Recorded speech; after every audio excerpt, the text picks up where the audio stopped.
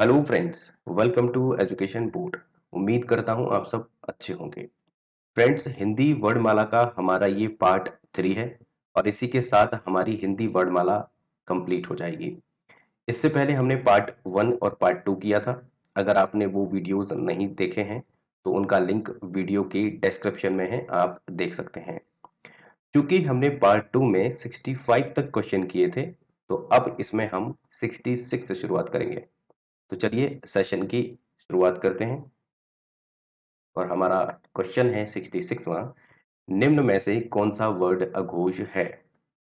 Options हैं च, ज, झ, ड़। आपको अघोष बताना है। और अघोष क्या होते हैं? जिन ध्वनियों के उच्चारण में स्वर तंत्रिकाएं, हमारी स्वर तंत्रिकाओं में वाइब्रेशन नहीं होता और हवा बिना रुके बाहर आती है, उनको हम अघोष कहते हैं। और अघोष होते कौन कौन से वर्ड हैं? तो अघोष होते हैं हर वर्ग का पहला, दूसरा, साथ में तीनों श, श, श और स। ठीक है। अगर क वर्ग में बात करें तो क हो गया और ख हो गया। और च वर्ग में च, छ। ट वर्ग में ट, ठ। और त वर्ग में त, थ। प वर्ग में प और फ। अगर आपको ये वर्ग समझ नहीं आ रहे हो तो आप पहला और दूसरा पार्ट देखिएगा, तो आपको ये सब समझ में आ जाएगा कि हम किन वर्गों की बात कर रहे हैं। ठीक है, यही हमारे अघोष होते हैं। अब आप मिलान करके देखिएगा कि च हमारा पहला है। ठीक है। ज हमारा कौन सा है? ज हमारा कौन सा है? ड कौन सा है? तो अगर हम बात करें च में, हमारी शुरुआत में हमें पहला ये मिल जाता है, तो हमारा राइट आंसर च हो जाएगा अघोष का। ठीक है। तो हमारा राइट आंसर क्या हो जाएगा? च। बाकी अगर ये बात करें तो ये एक दो में नहीं आ रहे हैं, बाकी में आगे आते हैं ये। चलिए नेक्स्ट बात करते हैं। निम्नलिखित में से कौन सा वर्ड घोष है? जैसा कि अभी हमने अघोष पढ़े, तो घोष में क्या होता है कि जब हम ध्वनियों का उच्चारण करते हैं तो स्वर तंत्रिकाओं में वाइब्रेशन होता है और हवा रुकती है, उनको हम घोष कहते हैं। जैसा कि वहां हमने अघोष में पढ़ा कि पहला और दूसरा हर वर्ग का, तो बाकी जो बच जाते हैं तीसरा, चौथा और पांचवा, हर वर्ग का चौथा वर्ड, पांचवा और तीसरा वर्ड, साथ में अंतस्थ व्यंजन य, र, ल और व। और हमने वहां पर अघोष में तीन स, स ये पढ़े थे। ऊष्म व्यंजन होते हैं चार, जिनमें तीन हमने अघोष में रखे और हा हमने घोष में रखा है। ठीक है, यही हमारे घोष वर्ड होते हैं। इस हिसाब से आपके ऑप्शंस हैं प, ट, द, फ। बताइए। प हमारा शुरुआत में ही आ जाता है, यानी ये हमारा प वर्ग है तो उसका पहला हो जाता है। ये हमारा ट वर्ग का पहला है और ये हमारा प वर्ग का दूसरा है। तो हमारा इसमें राइट आंसर क्या हो जाएगा? द। क्योंकि द हमारा तीन चार पांच, जैसा कि मैंने बताया, हर वर्ग का तीसरा, चौथा और पांचवा, साथ में य, र, ल, व और ह, ये हमारे घोष होते हैं। नेक्स्ट क्वेश्चन करते हैं। कौन वर्ड घोष नहीं है? अब आपको बताना है घोष नहीं है। और ऑप्शंस हैं र, त, द, ड़। घोष नहीं है तो मतलब कि अघोष होगा। जैसा कि हमने बताया कि घोष होते हैं हमारे हर वर्ग का तीसरा, चौथा, पांचवा, साथ में य, र, ल, व और ह, ये हमारे घोष होते हैं। इनके अलावा हमारे बाकी क्या हो जाते हैं? अघोष हो जाते हैं। तो य, र, ल, व, तो र हमारा यहां पर आ गया, तो ये क्या है? घोष है, तो ये आंसर हमारा नहीं होगा। त अगर बात करें तो ये हमारा शुरुआती यानी त वर्ग का पहला ही वर्ड है, तो हमारा राइट आंसर यही हो जाएगा। चूंकि अघोष जो वर्ड होते हैं वो हर वर्ग का पहला, दूसरा, साथ में श, श, श होता है। ठीक है। चलिए, तो यहाँ पे राइट आंसर हमारा क्या हो गया? त हो गया। चलिए नेक्स्ट। निम्न में घोष वर्ड कौन सा है? ऑप्शन है ज, क, च, ट। सोचिए और जवाब दीजिए। घोष वर्ड आपको बताना है। मैंने आपको बता दिया कि घोष वर्ड कौन से होते हैं? जिनमें ध्वनियों के उच्चारण में स्वर तंत्रिकाओं में वाइब्रेशन होता है और हवा रुकती है, उनको हम घोष वर्ड कहते हैं। और हर वर्ग का तीसरा, चौथा, पांचवा और य, र, ल, व और हा, ये हमारे घोष वर्ड होते हैं। तो यहाँ पे हमारा राइट आंसर हो जाएगा ज। ठीक है। नेक्स्ट, सघोष वर्ड कौन सा है? और ऑप्शंस हैं प, थ, ब, श। बताइए। सघोष वर्ड आपको बताना है। जस्ट हम कई बार रिपीट कर चुके हैं इसको, तो इसका राइट आंसर हमारा क्या हो जाएगा? ब हो जाएगा। ब, व नहीं, ब। अगर व होता तो कौन सा? वो भी हमारा घोष वर्ड हो जाता, क्योंकि हम य र ल व भी क्या होता है? व, जिसमें कि व आता है, वो भी हमारा सघोष यानी घोष होता है। ठीक है, तो हमारी दोनों ब और व सघोष होते हैं। नेक्स्ट, काकल्य वर्ड कौन सा है? काकल्य वर्ड आपसे पूछा जा रहा है, बताइए। ऑप्शन है य, श, ह, ड़। पहले तो मैं आपको ये बता दूं कि काकल्य वर्ड होते कौन से हैं। देखिए, जिनके उच्चारण में मुख गुहा खुली रहती है और हवा जो होती है यानी वायु बंद कंठ को खोलकर झटके से बाहर निकलती है, उसको हम काकल्य वर्ड कहते हैं। और काकल्य वर्ड का सबसे अच्छा एग्जाम्पल ह है, ह। तो इसका राइट आंसर हमारा ह हो जाएगा। नेक्स्ट क्वेश्चन करते हैं। र का विवरण बताना है आपको, यानी र जो है वो कैसी ध्वनि है? वत्स है, लुंठित है, पार्श्विक है, सघोष है, महाप्राण है। और ऑप्शन आपके सामने है, सोचिए और जवाब दीजिए।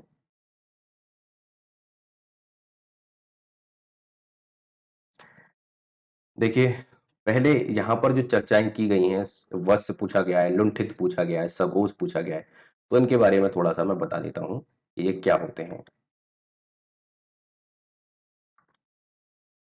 वत्स ध्वनि, वत्स ध्वनि क्या होती है कि जब हमारे जो दांत हैं और मसूड़े हैं, जहां पर ये मिलते हैं, जहां जॉइंट होता है, उस स्थान को हम दंतमूल या वत्स कहते हैं। और इस स्थान से उच्चारित जो ध्वनि होती है, उसको वत्स ध्वनि कहते हैं। जैसे एग्जाम्पल में अगर आपसे कहा जाए कौन से हैं, तो न है, साथ में हमारा र है, ल है, स है और ज। ये हमारी वत्स ध्वनियां हैं। और वत्स आपको समझ में आ गया, इसको हम दंतमूल भी कह सकते हैं। जहां पर हमारे दांत और मसूड़े का जॉइंट होता है, उसको हम दंतमूल कहते हैं। और वहीं से उच्चारण ध्वनि को हम क्या कहते हैं? वश्य ध्वनि कहते हैं। और इसके एग्जाम्पल न, र, ल, स, च। ठीक है, आगे नेक्स्ट है लुंठित। लुंठित, लुंठित ध्वनि को हम प्रकंपी ध्वनि भी कहते हैं। जैसे इसमें क्या है, जिन ध्वनियों के उच्चारण में जीभ का अगला भाग मुड़ करके वत्स को, जो ये है वत्स यानी दंतमूल, उसको बहुत तेजी से क्या करता हो? छूता हो, स्पर्श करता हो, लुंठित ध्वनि कहलाती हैं। जैसे जीभ का आगे का जो भाग है ना, उसमें बहुत ज्यादा क्या होता है? वाइब्रेशन होता है, वो कप कपा जाता है, वो भाग कप कपा जाता है और दंत मूल से जाकर के टच होता है। और इसका एग्जाम्पल क्या है? र। आप देखेंगे तो र में आपकी आगे यानी जीभ का अग्रभाग जो है वो एकदम से कांप जाता है, तो उसी को हम लुंठित या प्रकंपी कहते हैं। और इसका सबसे बेहतरीन एग्जाम्पल र है। ठीक है, अगर आप खर्राटे लेते हैं, और तो खर्राटे की जो आवाज होती है वह भी एक ध्वनि है, शब्द तो नहीं है, ध्वनि है। तो वो ध्वनि क्या है? लुंठित है, प्रकंपी ध्वनि है वो भी। ठीक है, और आगे सघोष हमने कई बार डिस्कस कर लिया। अल्पप्राण व्यंजन क्या होते हैं, ये हमने लास्ट लेक्चर जब लिया था उसमें हमने डिस्कस किया था। तो अल्पप्राण के बारे में मैं थोड़ा सा बता देता हूं। प्रत्येक वर्ग का पहला, तीसरा, पांचवा अल्पप्राण। प्रत्येक वर्ग का पहला, तीसरा और पांचवा, ये हमारा क्या होता है? अल्पप्राण होता है। तो यहां पर इस हिसाब से हमारा राइट आंसर बिल्कुल हो जाएगा, क्योंकि हम इसी के बारे में आपको बता रहे हैं। तो राइट आंसर हमारा ए हो जाएगा, वस्य, लुंठित, सघोष, अल्पप्राण। साथ में ये अंतस्थ व्यंजन में भी आता है, य, र, ल, व, तो र आता है ना उसमें, तो हमारा ये अंतस्थ व्यंजन भी है। अगर यहाँ पर आगे अंतस्थ व्यंजन होता तब भी बिल्कुल सही था। चलिए नेक्स्ट क्वेश्चन करें। निम्न में से कौन सा व्यंजन पार्श्विक है? ऑप्शन है श, ल, झ, य। पहले तो मैं पार्श्विक बिल्कुल सही सही लिख दूं। पार्श्विक को लिखा जाता है ऐसे, पार्श्विक। और पार्श्विक होते क्या हैं? जिन ध्वनियों के उच्चारण में जीभ का आगे का भाग वक्ष को स्पर्श करता हो, वहां पे क्या था? अभी जो हमने पढ़ा वहां पे क्या था कि कप कपा जाता था, उसके बाद दंतमूल को स्पर्श करता था, लेकिन यहाँ पर हमारे दंतमूल या वस्य को स्पर्श करता है। ठीक है, इसमें एकदम से फड़फड़ा नहीं जाती है, आगे का जो भाग है जीव का वो फड़फड़ाता नहीं है, उसी को हम पार्श्विक ध्वनि कहते हैं। इसका एकमात्र एग्जाम्पल है ल, और वही क्वेश्चन मैंने आपके लिए बनाया है। इसका एकमात्र एग्जाम्पल है ल, तो यहां पर हमारा राइट आंसर ल हो जाएगा। ठीक है, पार्श्विक ध्वनि आपको समझ में आ गई, याद रखेंगे ल होता है, हमारा राइट आंसर ल है इसमें। नेक्स्ट क्वेश्चन, निम्न में अर्ध स्वर कहलाता है। ऑप्शन है य, प, र, ल। आप जानते हैं कि हमारे अंतस्थ व्यंजन होते हैं य, र, ल, व, यही तो होते हैं। इनके बाहरी दोनों यानी य और व, इनको हम अर्ध स्वर भी कहते हैं, अर्ध स्वर। ठीक है, याद रखेंगे, य और व दोनों हमारे अर्ध स्वर हैं। ठीक है, अगर र की बात करें तो र क्या है, अभी जैसा कि हमने पढ़ा ये अंतस्थ में भी आता है, साथ में अभी जस्ट पढ़ा हमने ये कैसा है, लुंठित यानी प्रकंपित ध्वनि भी है, लुंठित। और ल, ल अभी हमने पढ़ा पार्श्विक। ठीक है, चलिए समझ में आ गया आपको, यानी हमारा यहाँ पर राइट आंसर य और व होगा, तो यहाँ पर हमें सिर्फ य देखने को मिल रहा है, तो हमारा राइट आंसर य हो जाएगा। ठीक है, नेक्स्ट क्वेश्चन करें, तो राइट आंसर इस पे टिक कर देते हैं, ये हो जाएगा। नेक्स्ट करते हैं,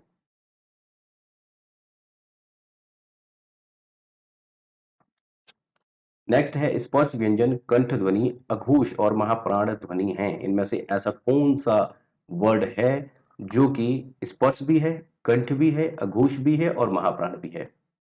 बताइए, अघोष क्या होते हैं, महाप्राण क्या होते हैं, ये मैंने आपको सब बता दिया है। कंठ ध्वनि ये कौन सी होती है, ये भी मैंने आपको बता दिया है। शुरुआती पार्ट 1 और पार्ट 2 आप देखेंगे तो उसमें सब आपको समझ में आ जाएगा। स्पर्श व्यंजन क्या होते हैं ये भी मैंने आपको बता दिया है, तो इस तरह से हमारा इसका राइट आंसर हो जाएगा ख। ख एक ऐसा है जो स्पर्श व्यंजन भी है, कंठ ध्वनि भी है, घोष भी है और महाप्राण भी है। चलिए नेक्स्ट क्वेश्चन करते हैं, कौन से शब्द में र व्यंजन नहीं है? र व्यंजन नहीं है ये बताना है, मात्र, मूर्धा, क्रम, मातृभूमि, किस में नहीं है?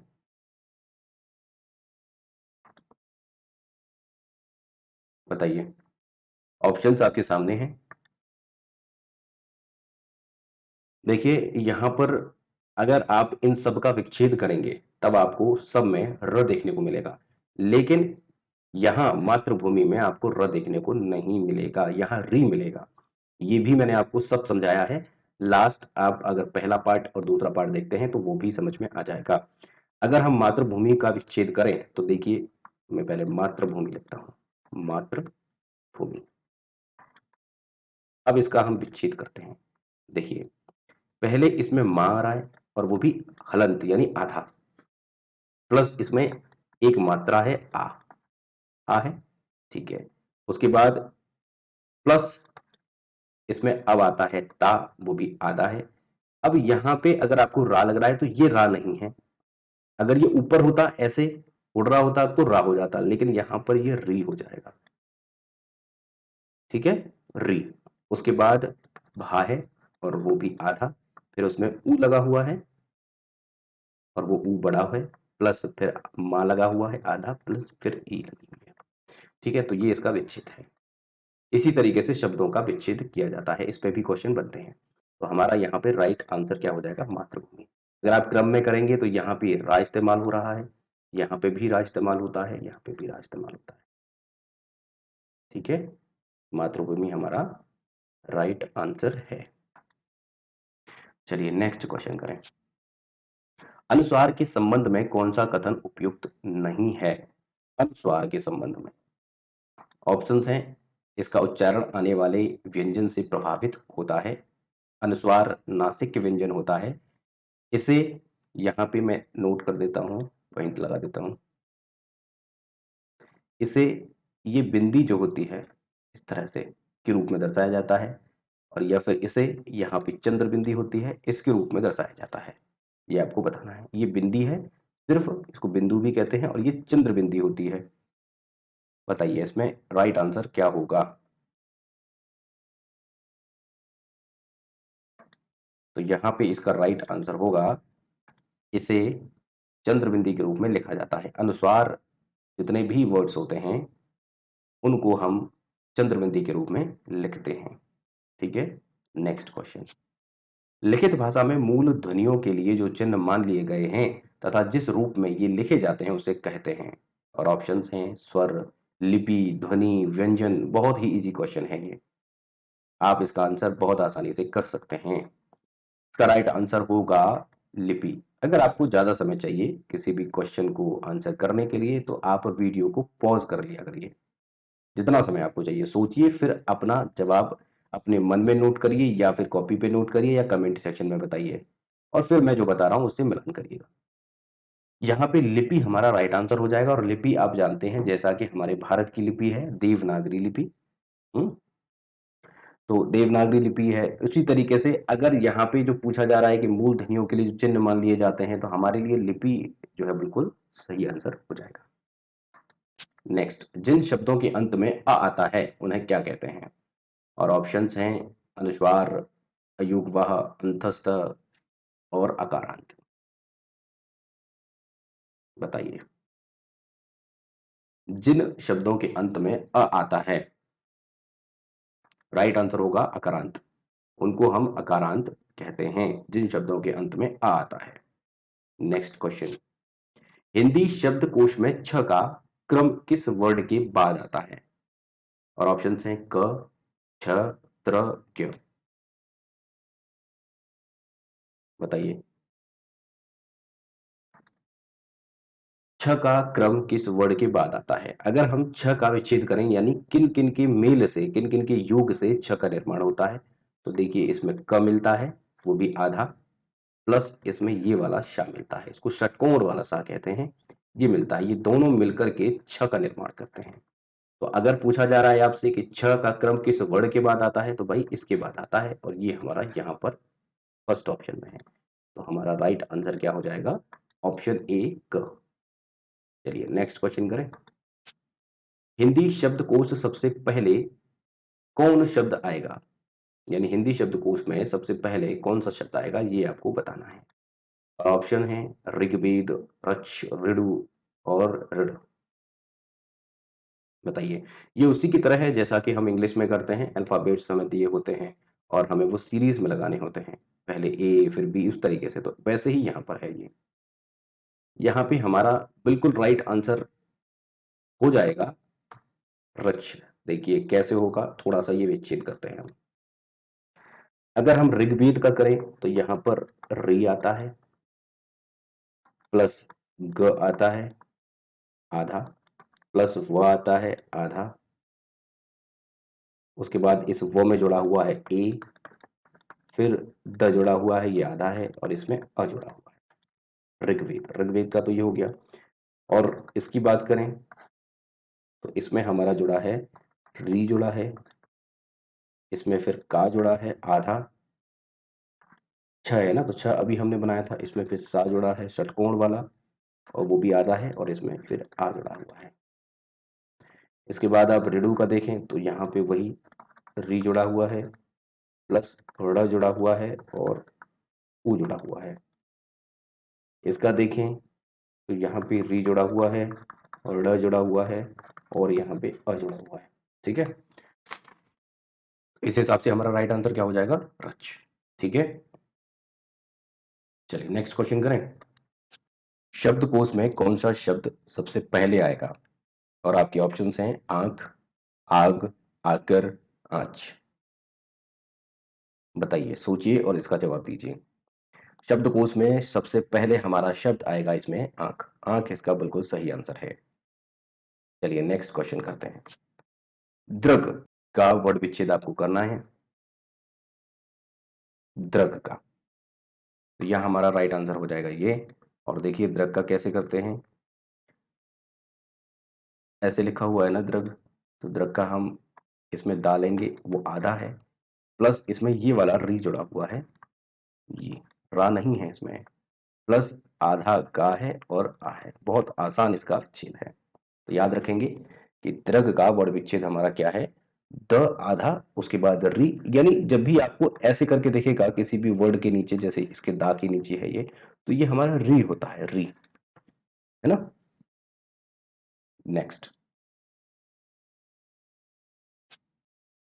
उद्धान का शुद्ध वर्ण विच्छेद है, उद्धान का आपको बताना है। ऑप्शंस हैं आपके सामने, बताइए। वीडियो को पॉज कर लीजिए और फिर इसको सॉल्व करिए कि इसका वर्ण विच्छेद क्या होगा। मैं इसका राइट आंसर बता देता हूं, इसका राइट आंसर ऑप्शन सी है। कैसे? उद्धान, तो देखिए यहां पे ऊ होगा, प्लस आधा दा होगा, फिर या होगा, और फिर आ होगा, और फिर ना होगा, वो आधा है, और फिर ये इसका विच्छेद होगा। सही सही। चलिए नेक्स्ट क्वेश्चन करते हैं। कक्षा शब्द का शुद्ध उच्चारण है, और ऑप्शंस हैं कक्षा, कच्छ, कक्षा, कक्षा। बताइए। इसका शुद्ध उच्चारण आपको बताना है, और इसका शुद्ध उच्चारण है कक्षा। ये ये हमारा यहाँ पर राइट आंसर है। का शुद्ध उच्चारण क्या होगा? कक्षा। तो राइट आंसर हमारा सी हो जाएगा। चलिए यहाँ पे हमने 85 क्वेश्चन तक किए हैं, और 85 क्वेश्चन में मेरी कोशिश रही है कि आपको मैं प्रॉपर तरीके से वर्णमाला को समझा सकूं। यहाँ पे हमने प्रैक्टिस भी कर ली और उसकी व्याख्या भी समझ ली, तो मतलब हमारी थ्योरी भी हो गई और प्रैक्टिस भी, दोनों चीजें साथ में हो गई। और बहुत ही कम समय में, यानी 3 पार्ट्स में हमने बनाया, बहुत ही कम समय में हमारी सारी चीजें कंप्लीट हो गई हैं। वर्णमाला से संबंधित मैंने सारे प्रश्न ले लिए हैं, सभी प्रश्नों को करवा दिया है। अगर आपको फिर भी कोई कंफ्यूजन है, कोई डाउट है, तो आप कमेंट सेक्शन में बताइएगा, मैं उसका जवाब जरूर दूंगा। कोई सुझाव हो तब भी कमेंट सेक्शन में बताइएगा, और उस सुझाव पे हम जरूर अमल करेंगे। ठीक है। और अब हम मिलते हैं नेक्स्ट एमसीक्यूज के साथ में, बने रहिएगा हमारे साथ और अपना ख्याल रखिएगा। Okay, bye.